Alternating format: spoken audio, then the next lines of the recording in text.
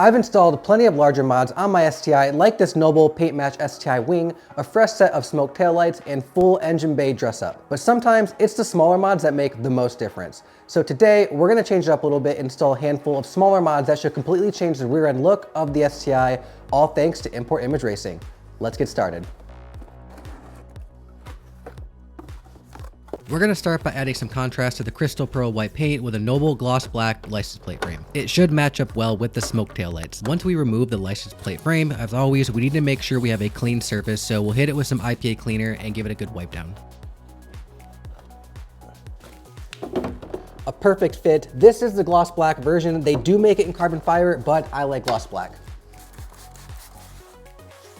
Included with the frame is a roll of 3M double-sided tape, so we'll start on one side and wrap it all the way around, making sure to put pressure down as we go so it sticks well. So because you're applying this to the back, what I did notice is if you actually peel this back and bend it, you'll have easier access when you go to pull it off. Oh, license plate holder gone. Also included is longer screws, so first you simply bolt it back on where the license plate was attached previously, and then once you're done, you'll just pull that 3M double-sided tape and give it a good solid push for about 30 seconds, and it's good to go. That pops way more than I thought it would. That gloss black on that white, looking good. Next, we're swapping out the blue Subaru badge for a black carbon fiber emblem. We're going to use painter's tape to protect our trunk so we don't accidentally scratch it when we go to pull it off, and using a heat gun, just take our time to get it nice and loose. You could use fishing wire and put it behind the emblem and just cut it off, but I have these body trim removal tools that I found that stick right behind it, and using the heat gun to pry it some more, it loosens up and eventually comes right off. I use a credit card and a lot of heat to remove all the big pieces of the leftover residue, and then finally a microfiber towel to remove all the small details. It basically just takes a lot of patience and a lot of heat, but eventually it comes clean. You'll line up the frame included with the emblem to the trunk, and then you simply remove the double-sided tape and apply a lot of pressure, and you're good to go.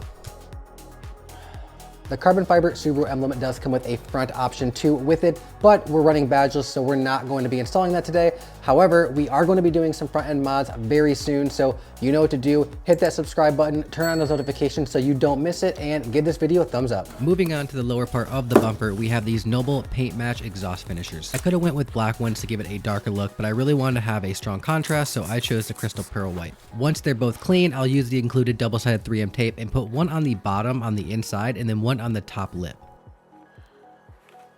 I used the same method I did for the license plate cover, but I realized I didn't need to do this, and you'll see why in a minute. When I went to do a test fitting, I realized if I pushed one side in, the other side would come off, so I removed the tape and I applied that first, and then I used the self-tapping screws. It was important that I push pretty hard on the side that I was screwing in, that way it fits nice and tight. The other side is the same process, so it's just rinse and repeat.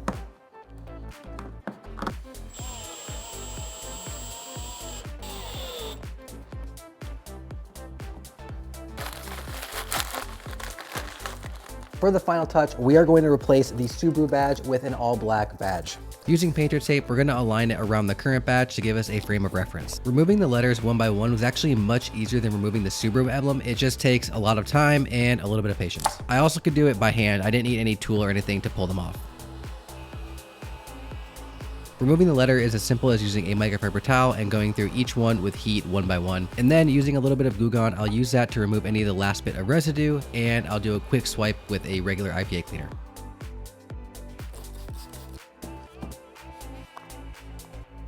The emblem comes with a little template that you can use to put on the back of your trunk, and using my previous frame of reference with the painter's tape, I can line up where the letters should go. The key thing here is just take your time and go slow one by one, making sure that template doesn't move and everything stays aligned.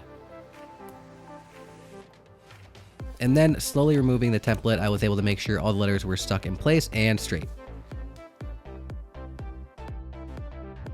Before I added these mods, the STi rear end looked great, especially since I just added a wing, and it's true, the smaller mods can make a huge difference. Overall, I'm really satisfied and I'm loving this new look. It added a ton of contrast, and that's what I was really after. The rear emblem definitely gives a more stealth look to the car, and that license plate frame just pops off the white. The black Subaru logo is a really nice touch, and the white on black exhaust finishers just hit differently.